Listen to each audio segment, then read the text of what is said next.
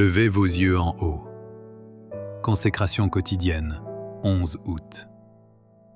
Qu'il ne sorte de votre bouche aucune parole mauvaise, mais, s'il y a lieu, quelques bonnes paroles, qui servent à l'édification et communiquent une grâce à ceux qui l'entendent. Éphésiens 4, verset 29. La consécration est une chose très simple.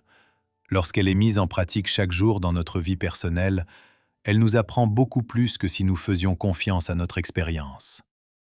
Que chaque jour, à chaque heure, notre cœur dise à Dieu « Me voici, Seigneur, je suis à toi. Prends-moi, emploie-moi aujourd'hui.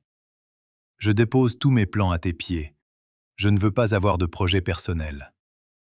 Mon temps t'appartient. Toute ma vie est à toi. » Que notre cœur s'adresse constamment à Dieu pour recevoir la force et la grâce à chaque instant. Qu'aucun vilain mot ne s'échappe de nos lèvres, car nos lèvres, notre voix, appartiennent au Seigneur.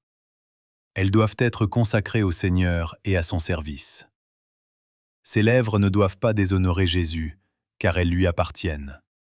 Il les a rachetées, et je ne dois rien dire qui puisse l'offenser. Mes oreilles doivent être fermées au mal. Ainsi, jour après jour, nous pouvons nous consacrer à Dieu. Les oreilles ne doivent pas être salies par les propos malveillants que certains critiques voudraient nous faire entendre.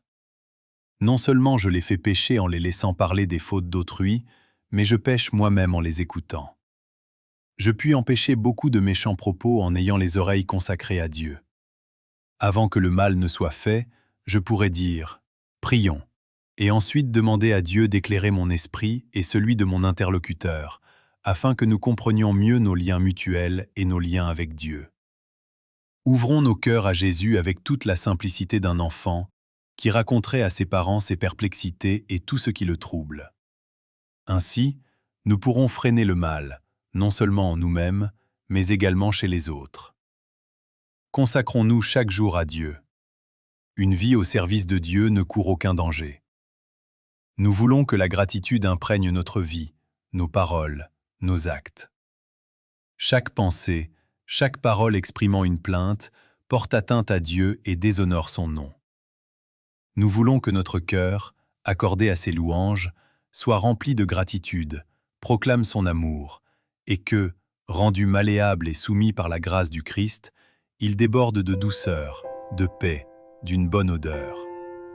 Nous serons patients et bons, tendres, remplis de compassion, courtois, même lorsque nous avons affaire à ceux qui ne le sont pas. Oh, combien de bénédictions précieuses ne perdons-nous pas en nous surestimant nous-mêmes et en sous-estimant les autres. Nous ne devons pas nous amoindrir ni prendre à la légère les talents que nous avons reçus de Dieu. Mais nous ne devons pas non plus surestimer notre importance, ni accorder trop de confiance à nos capacités d'être humains.